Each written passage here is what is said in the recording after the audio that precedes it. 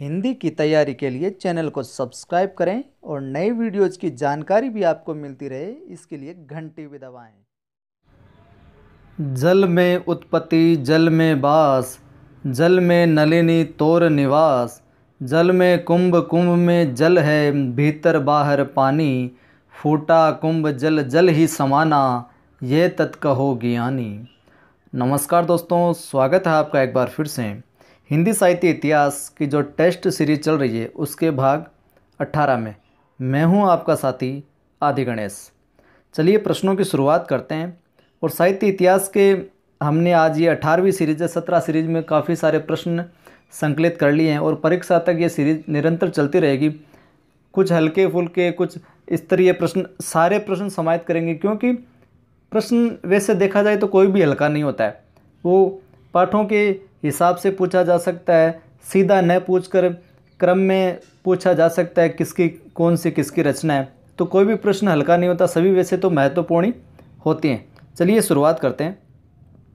अतीत के चलचित्र की रचयिता कौन है? महादेवी वर्मा। अपभ्रंश भाषा के प्रथम व्याकरणाचार्य कौन थे? हेमचंद्र। वहीं आगे हम बात करें तो अपभ्रंश में कृष्ण काव्य के प्रणेता कौन है? तो पुष्पदंत जो है अपभ्रंश में कृष्ण काव्य के प्रणेता माने जाते हैं। अबला जीवन हाय तुम्हारी यही कहानी, आंचल में है दूध और आँखों में पानी। उपयुक्त पंक्तियाँ किस काव्य की है? यशोधरा की है ये। अभिलेखों का अध्ययन क्या कहलाता है? एपिग्राफी।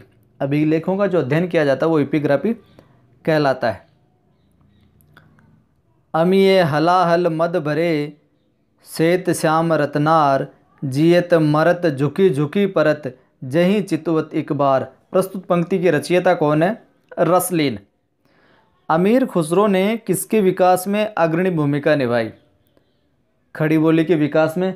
और जिनकी इनके दो सुकने मुकरियाँ जो भी लिखी हुई वो खड़ी बोली में लिखी हुई है सब। अवधी भाषा के सर्वाधिक लोकप्रिय महाकाव्य का नाम है? तो रामचरित मानस। वहीं आगे हम बात करें कि अशोक के फूल जो निबंध संग्रह है उसके रचनाकार, तो वो है हजारी प्रसाद द्विवेदी। अष्टछाप के सर्वश्रेष्ठ भक्त कवि कौन हुए हैं? सूरदास। और मित्रों, कोशिश ये की जाती है कि कोई भी किसी भी प्रश्न में त्रुटि नहीं हो, फिर भी आपके ध्यान में आए तो आप त्रुटि से अवगत करवा दिया करें हमें, ताकि अगली सीरीज में भी उसमें सुधार करवा दिया जाए पुनः। आंसू जो काव्य है उसके रचयिता कौन है? जयशंकर प्रसाद। आंचलिक रचनाएं किससे संबंधित होती है? तो आंचलिक जो रचनाएं वो क्षेत्र विशेष से संबंधित होती है, कई बार विशेषताओं के संदर्भ में पूछ लिया जाता है।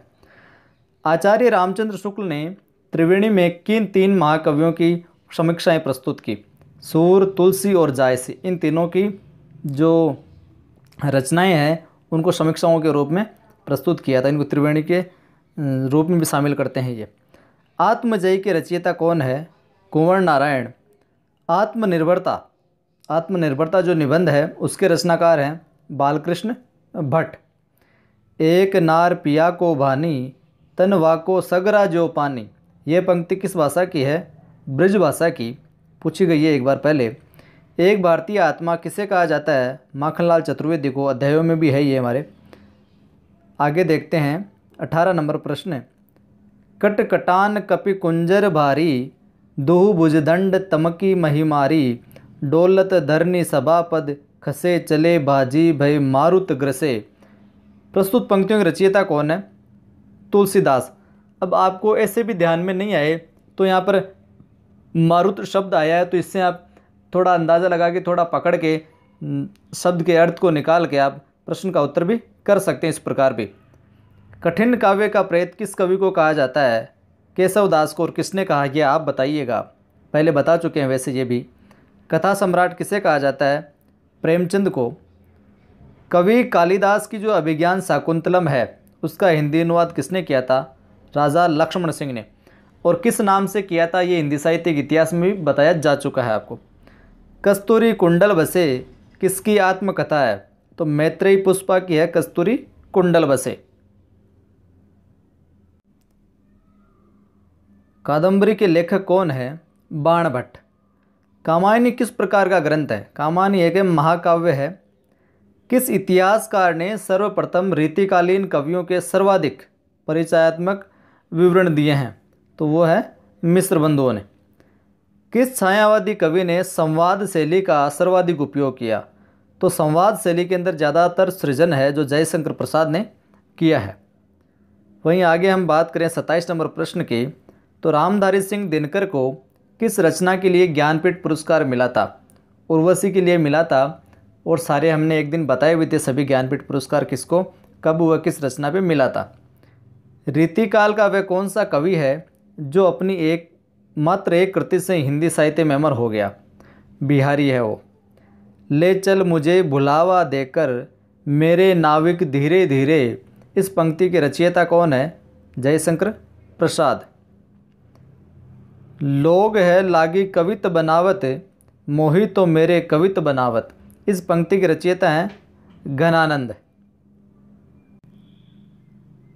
और मेरा प्रयास है कि जो अन्य राज्यों में भी जो परीक्षाएं आयोजित होती है उनमें भी हिंदी साहित्य संबंधित प्रश्न आते हैं, तो उन पेपरों में जो प्रश्न आते हैं उनका भी संकलन इन बीच बीच में इनमें किया जाता है, ताकि वो भी अगर पूछ लिया जाए तो कभी।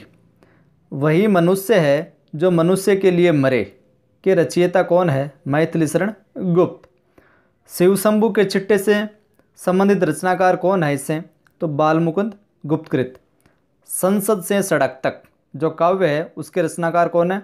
सुदामा पांडे धूमिल। संस्कृति के 4 अध्याय किसकी रचना है? रामधारी सिंह दिनकर की।